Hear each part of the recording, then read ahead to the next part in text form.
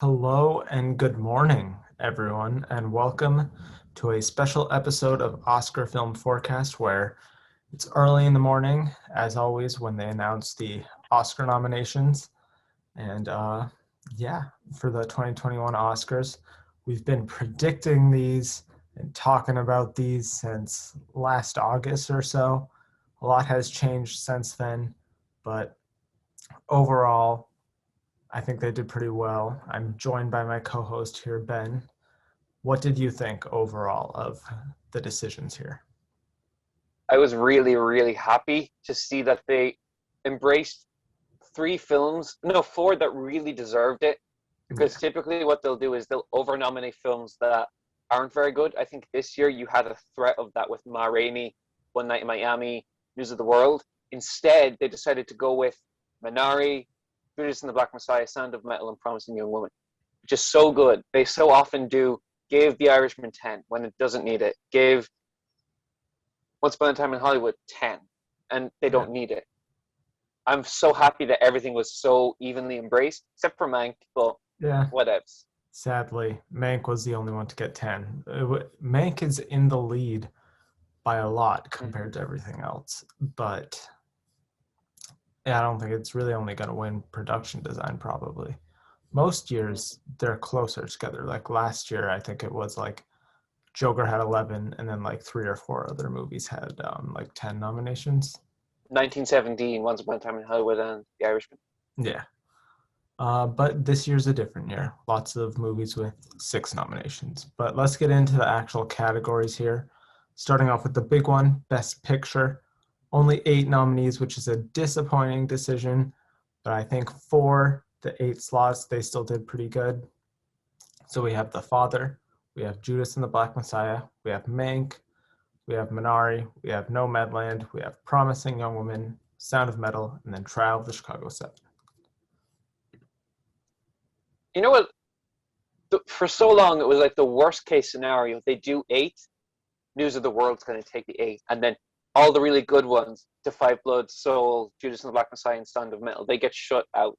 But what actually happened was that they got rid of the movies that did not really deserve to be nominated in Best Picture, and they nominated the films that were really deserving, and that was so good to see.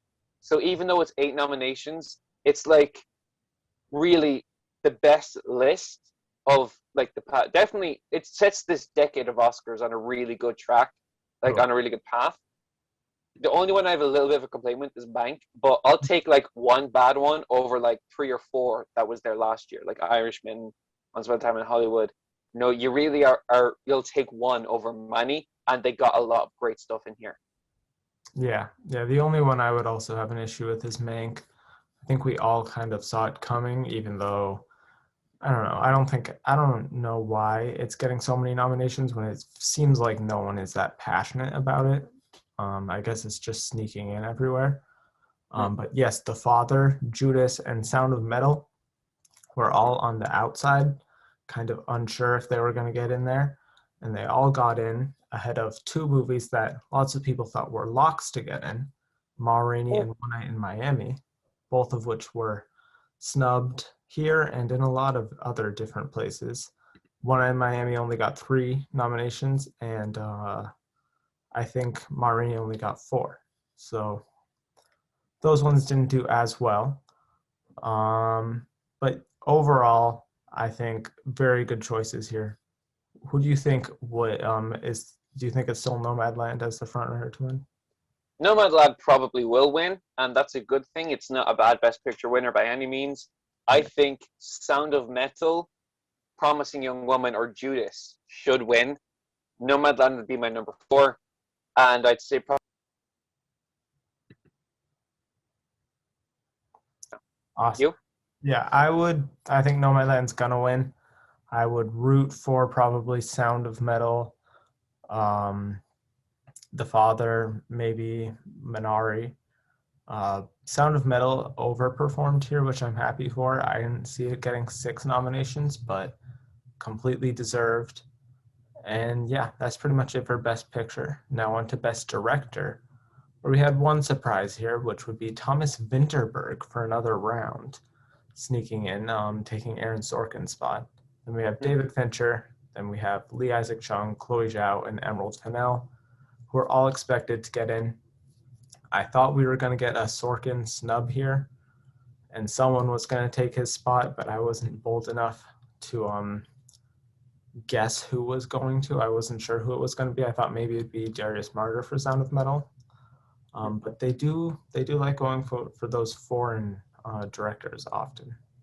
What do Yeah, you think of this category? really, really good for me. I was delighted with that. I almost went with Thomas Vinterberg, but I went with Darius Marder instead. Uh, Again, I'm happy to have put Darius on there. He's a great guy, and but no, Thomas got it, and you know what? I'm very happy about that. Another Round is a phenomenal movie, and honestly, it could have gotten into Best Picture. Like if you'd gotten rid of Mank, you would have had three extra spaces. I would say Soul, The Five Bloods, and Another Round. That would make it a really interesting list of Best Picture nominees. Yeah, yeah, that would be a good list. Not as much foreign love this year, but a No. lot of milestones here too. The first time two women have been nominated in the same year. The first, I think, Asian woman to be nominated for Best Mm. Director. And there's one other thing that's new here. I forget. Thomas. Um, Oh, Asian Man, Lee Isaac Chung. yeah, I think that was the other one. Yes. So Good on them. awesome stuff. Probably the most progressive we've seen the Best Director category be in a while. So good on Mm. them. Is it four first-time nominees? That's amazing. That's really good. Yeah. Did David Fincher get nominated for Social Network? He He did. probably He did. lost. But other than that, it's for first-time nominees. Hmm. So that's good for them. I still think obviously it's Chloe Zhao's to lose. She's gonna win. Hmm. Yeah, definitely. So now on to Best Actor in a Leading Role. We have Riz Ahmed, we have Chadwick Boseman, Anthony Hopkins, Gary Oldman, and Stephen Yeun. Um, Poor Tahar Rahim. Poor yeah, Delroy Lindo. So sad. Wow. Like, oh. yeah. This kind of disappointed me. As I said in the predictions video, I was thinking that there would be one, because for the past like 5 years, there's been one actor in the lead actor role who was the only nomination for their movie. So I was hoping Hmm. maybe it'd be Delroy or Mads or Ben Affleck or something, but they just went with the predicted top five, which is Boring. sometimes good if it's a good top five, but if Hmm. it includes Gary Oldman, it's not a good top five this year. But I think they, for the most part, got it right. I think they got the Top top three. three in there. Yeah. Uh, yeah. I think overall pretty good here. What do you Hmm. think? I just think R.I.P. the Mauritanian, which is such a phenomenal movie that did get snubbed. Uh, it's really sad. If you can still watch it, I highly recommend it. It is a Golden Globe winner, and I expect it to pick up a few BAFTAs. I would love to see Riz Ahmed win, but we know that this is Chadwick Boseman. He's very probably the closest thing to a lot. Yes, he is going to most likely win this. There's the slightest chance that he may not, but it's like extremely slim because you Hmm. never know with the Oscars. They could always have a Glenn Close situation. Oh, that would be horrible. It would. That just be such a weird feeling, probably in the entire room, if he ended up losing. Uh, but yeah, Imagine if you're like poor Riz Ahmed and you're forever known as the guy who stole Chadwick Boseman's final Oscar. That'd honestly, I be would be happy with the nomination, and I just even like giving a speech right after that, it would feel awkward. yeah. Oh, Um, that'd be rough. yeah, even though I do like Riz Ahmed and Anthony Hopkins' performances more, Hmm. it's Chadwick Boseman's time.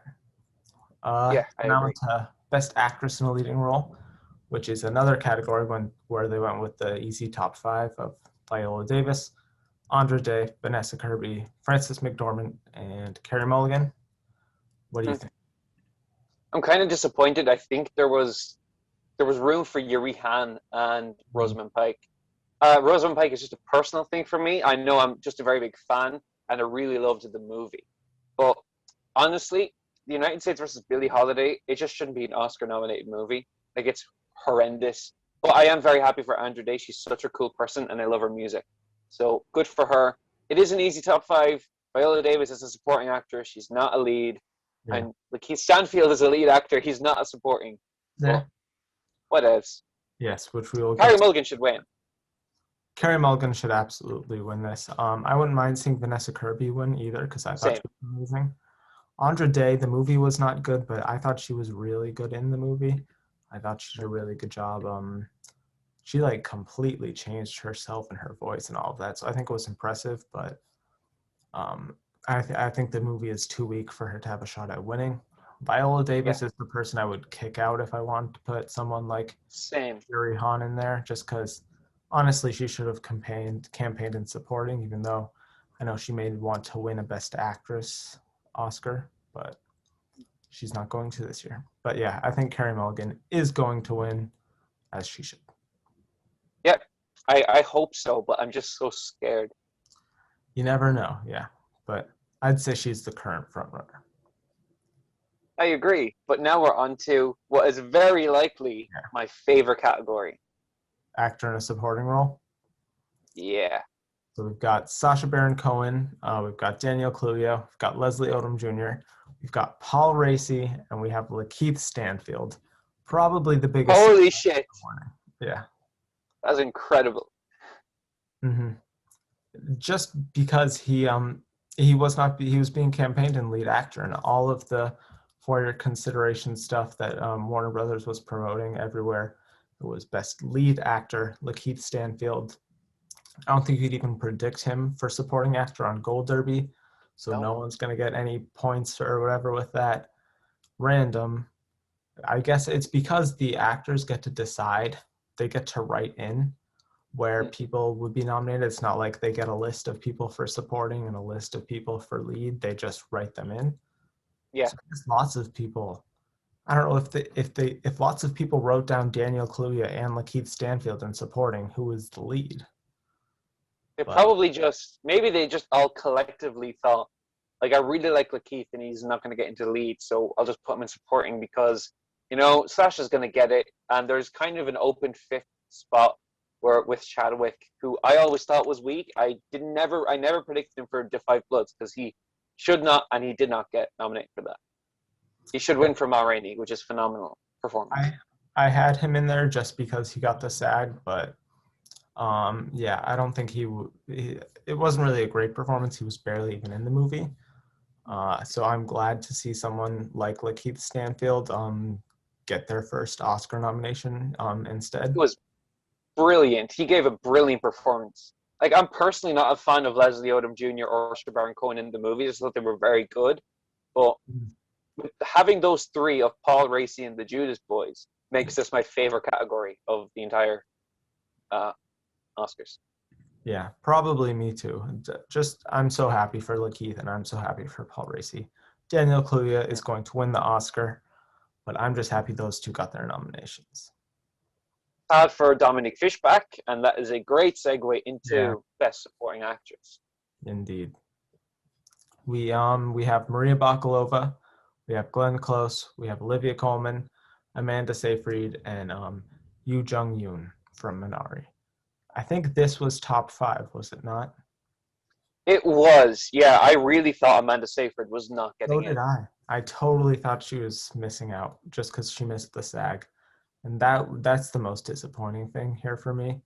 I would totally kick her out for someone like Ellen Bernstein or Dominique Fishback. I'm fine with all the other 4 nominations. I think all the other 4 are deserving. Yeah. Who would you like to see win here? Oh gosh, who would I like to see? Who I would like to see win is probably Yoo Jung-yoon for Minari. Who I think is going to win is a completely different story. Amanda Seyfried is not going to win. Everyone else, I think, has a shot. The only person I don't want to see win is Olivia Coleman because no one else here has an Oscar and she already has one. I really hate the fact when people win too and some people don't win. I really just detest that. So I just don't want her to win. I haven't seen The Father, so I can't really say it's up to her performance. That's just me on the outside looking in. I would personally like to see Maria Bakalova, Glenn Close, Yoon Ye-jung in that. No, I don't know how to. With the names from Korea, the way and China sometimes, the way that they have the names in different places, like Han Ye-ri, Yeah, Chizhen Zhao. Sometimes it was just confusing.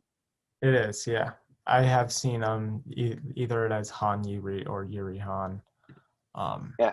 Either way, she was Oh, deserving of the nomination. mm. Sadly, she didn't get it. Yeah, Yoon Ye-jung, I love it. She'd be great. yeah. Olivia Coleman in The Father gives a really good performance.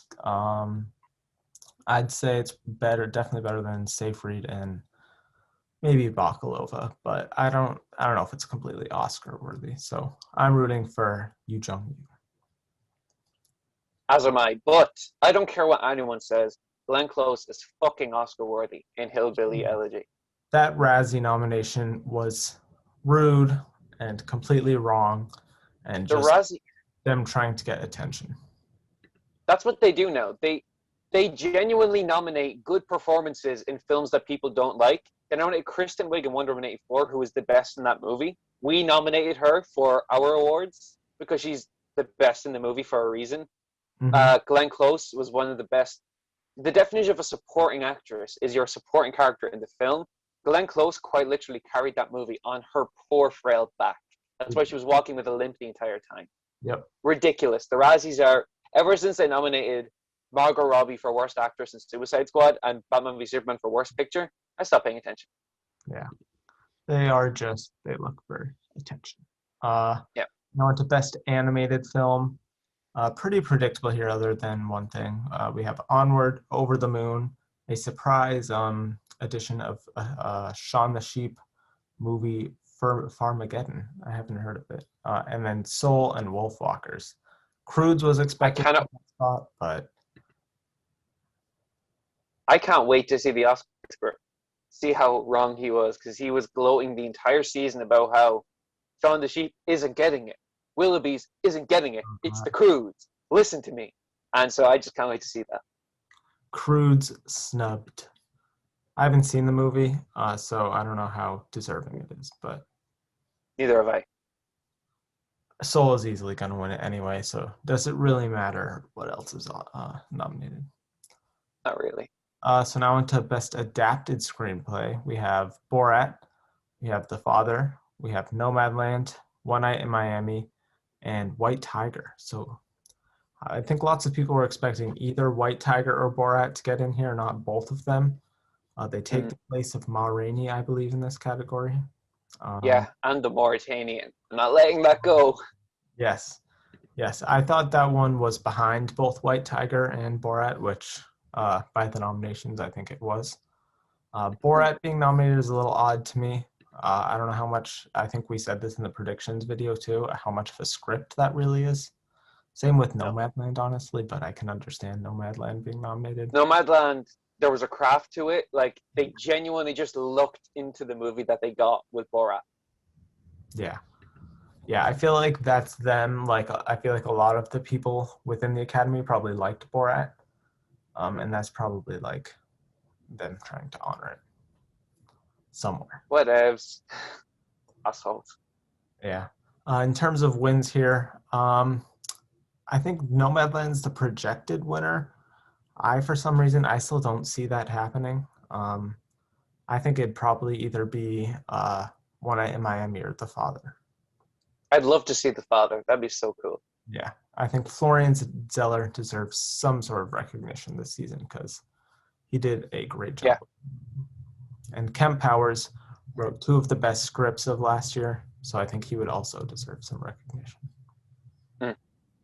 Speaking of other scripts, Best Original Screenplay, where Soul, his other script, was not included, but nominated was Judas and the Black Messiah, Minari, Promising Young Woman, Sound of Metal, and Trial of Chicago 7. Both Ben and I are very happy that there is no Mank here. Exactly. No.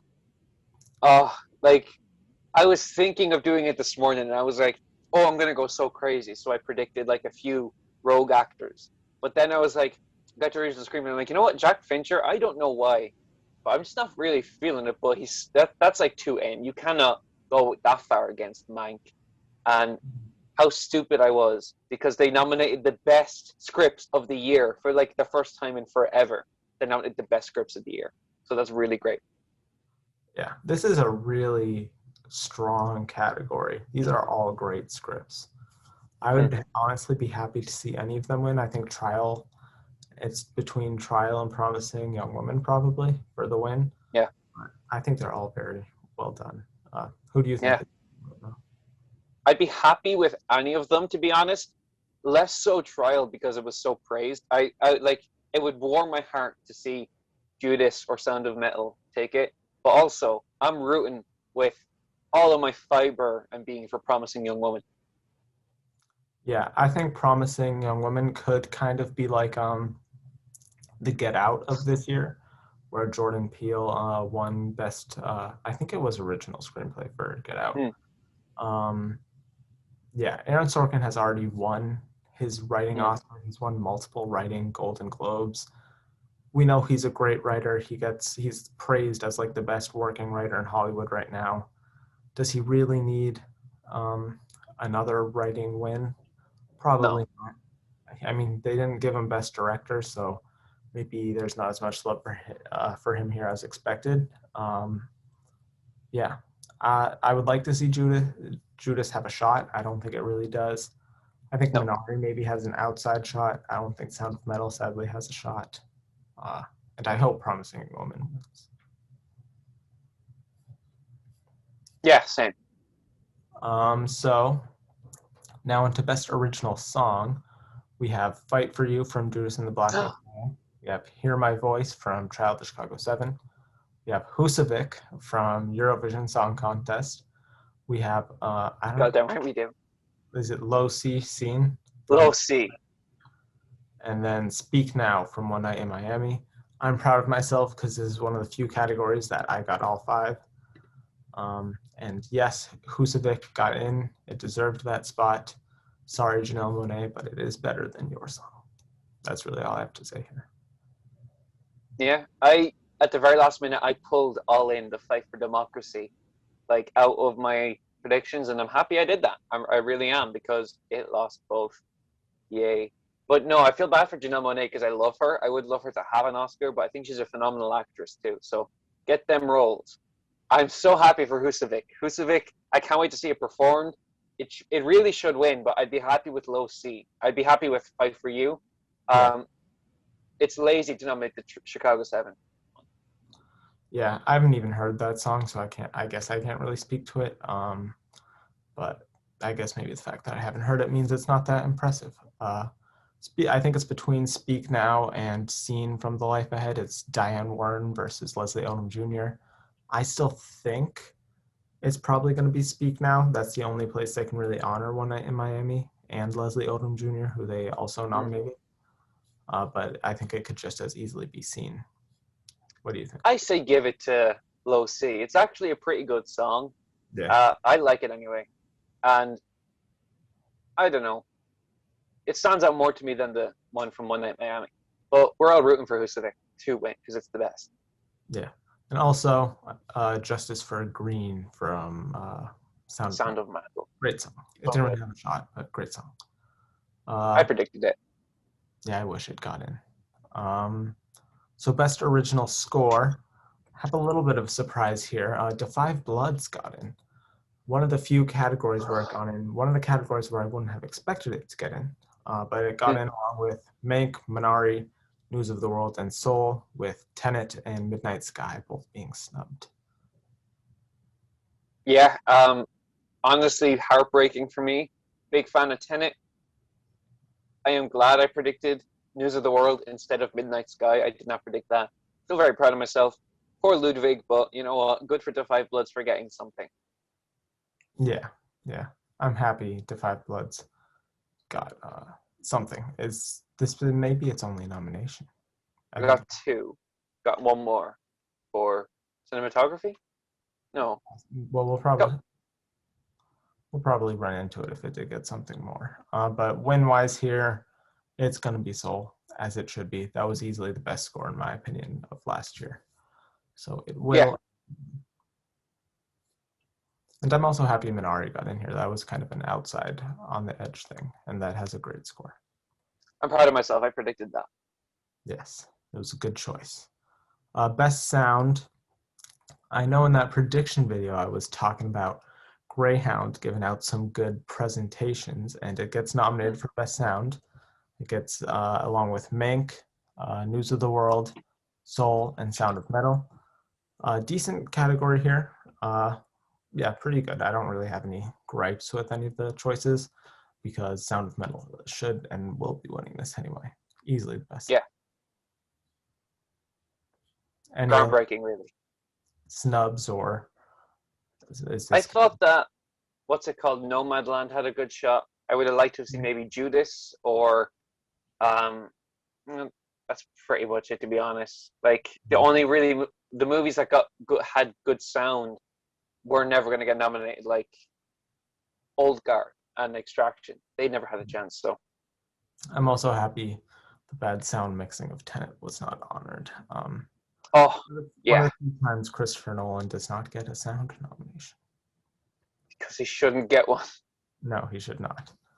Now on to Best Costume Design. We have Emma, Mank, Ma Rainey's Black Bottom, Pinocchio, and Mulan.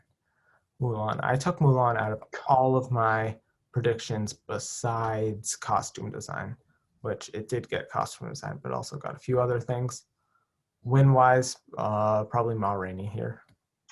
Yeah, Ma Rainey's the front runner in production design and costume design. It's just so sad that Palm Springs, Promising Young Woman didn't get nominated either. Yeah. Yeah, this wasn't a super strong year for costume design or makeup and hairstyling, to be honest.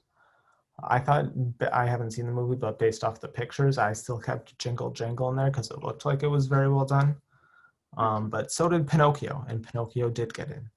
Mulan also got in, and so did Mank. Those are some odd choices. I think Emma also deserved it just because it looked also very well done.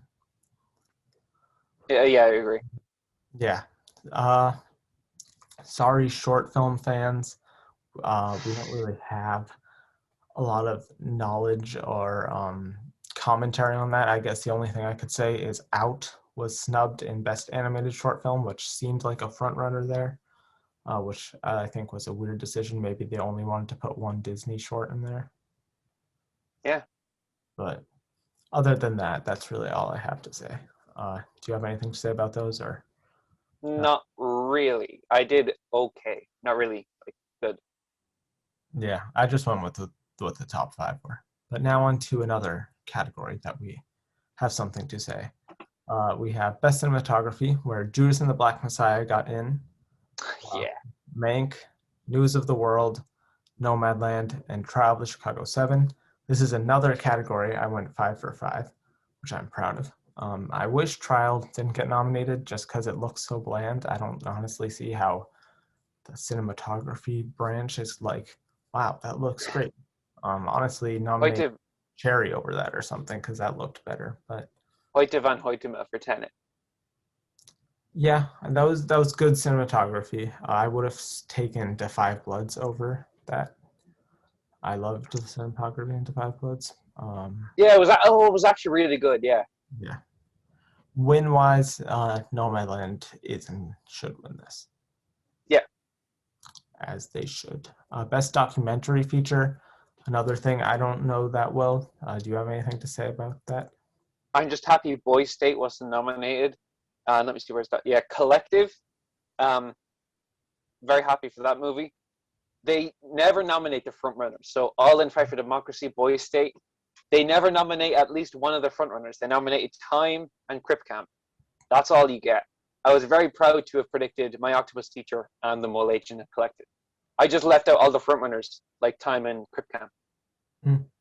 I just went with the frontrunners, so I got like 2 or 3 there, which is pretty much what I expected. That whole branch and their nominations are all over the place.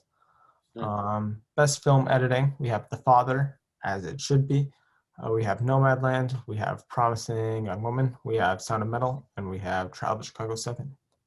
Yeah, this is a great category. Yeah, very good. I think all of these films were very well edited. Win-wise, I don't know here. Probably Trial. What do you think is going to win? Trial had great editing. I haven't seen The Father yet, but I would probably go with Promising Young Woman due to favoritism or Sound of Metal because I remember that just being a really well put together edited movie. It's just brilliant. Yeah. Lately, the past few years, editing hasn't matched up with what wins Best Picture. Usually, to win Best Picture of Yeah, recent times, you need to be nominated. But recently, like movies like Ford v Ferrari and Bohemian Rhapsody, and I forget what it was the year before that, don't go on to win Best Green Picture. Book. Green Book? Wait, Green. That was never mind. That was the Bohemian That was Rhapsody the year. It same. was nominated. Uh, it would have been the Shape of Water year with I Tonya.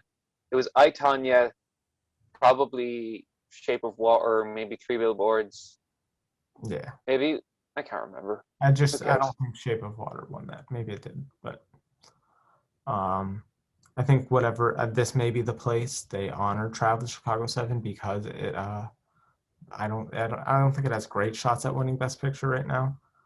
No. Um, it's usually the most editing, which here would not be Nomadland. It would not be Sound of Metal. It really wouldn't be The Father, even though there is some cool editing tricks in there. Hmm. Uh, Trial probably has the most editing here, Yeah. so that's probably the front runner. Um, Now into best makeup and hairstyling. We have Emma, Hillbilly Elegy, Ma Rainey's Black Bottom, Mank, and Pinocchio. I like Hillbilly Elegy getting in here. Had some great. Same. I think it's still probably going to be Ma Rainey. What do you think? Yeah, I was disappointed that Birds of Prey didn't get in because I really liked that movie and I thought the makeup and hairstyling was awesome. But I would like to see Hillbilly Elegy win. But Pinocchio did some really impressive stuff. But Ma Rainey will win. Yeah, yeah. Or Emma. Ma Rainey, it only got 4 nominations, but I think it's probably going to win at least 2 of them. So, oh wait, three of them. It's going to go 3 for 4. That's pretty impressive. Yeah. Solo nominations. Best production design, we have The Father, Mari's Black Bottom, Mank, News of the World, and guess who finally decided to show up? Tenet.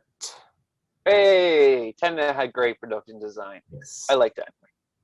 Win-wise, Mank, just because they like old-time Hollywood stuff.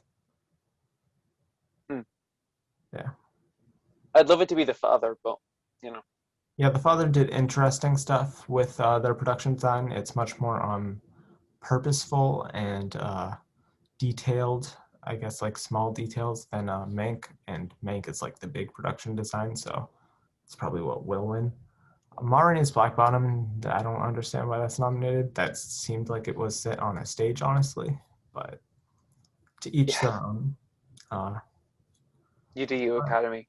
yeah, overall, I mean, as I think I've said with a few of the different crafts categories, it's not a super strong year for them, like the No. previous, like most years, honestly, because most years I think you have bigger movies. Like I think next year I'll have stuff like In the Heights and West Side Story and stuff to occupy these categories. But nice to see some of the smaller movies like The Father get Hmm. recognition for their smaller work. Yeah, it's great. Now into best visual effects. We have a few, like one main surprise in here. Love of Monsters got in. Midnight Sky, Mulan got in. One and Only Ivan, and Tenet sneaks in there again. Yeah, this is also kind of a subject of the pandemic here because I think you would have had more options if more blockbusters came out. I did see Love and Monsters and the VFX was pretty good. It didn't seem like the kind of movie they would nominate, but Yeah. congratulations to that movie. Midnight Sky also had very good visual effects. Mulan did not. I don't understand why that's nominated. Just look at that opening scene Disney running with the rabbits. It's so fake. bribes. Yeah. Disney did do good VFX with One and Only Ivan, though, and I'm glad that got nominated. Hmm. But But Tenet, we know who the winner is going to be. It's going to be Tenet, as it should be, because they always give the win to that type of movie. yeah. Usually they give it to the most best picture here in visual effects. So I think that's either Tenet or Midnight Sky.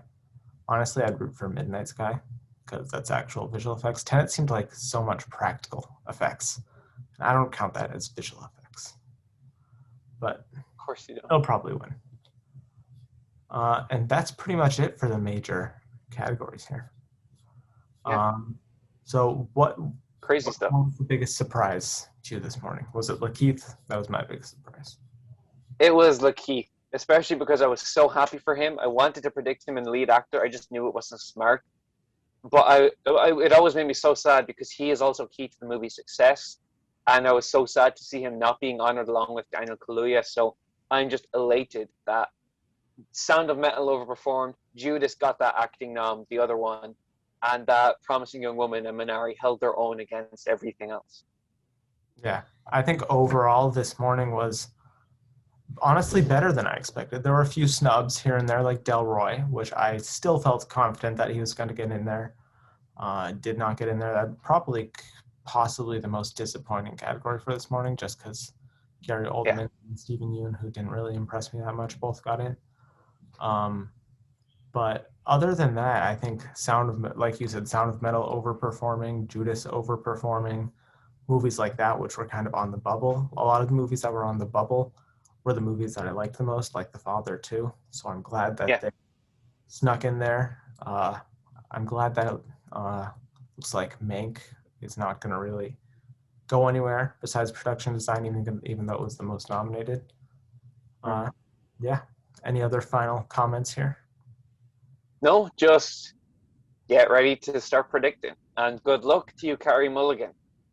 Indeed, we have a little more than a month until the ceremony, so I'd expect a few more prediction videos coming from us to see where the race big goes. time. Because there are definitely multiple categories that are still up in the air. So please, everyone, like, subscribe if you want to see how we reacted during these nominations, like the surprises and all of this. Go over to youtube.com/themovielover for the Council podcast, and you will see our live reaction there. Please feel free to watch. Lots of different reactions, especially from Ben. And other than that, please subscribe and like over there, and please like and subscribe here, and comment down your thoughts of everything that happened this morning, and stay tuned for more predictions and Oscar season coverage.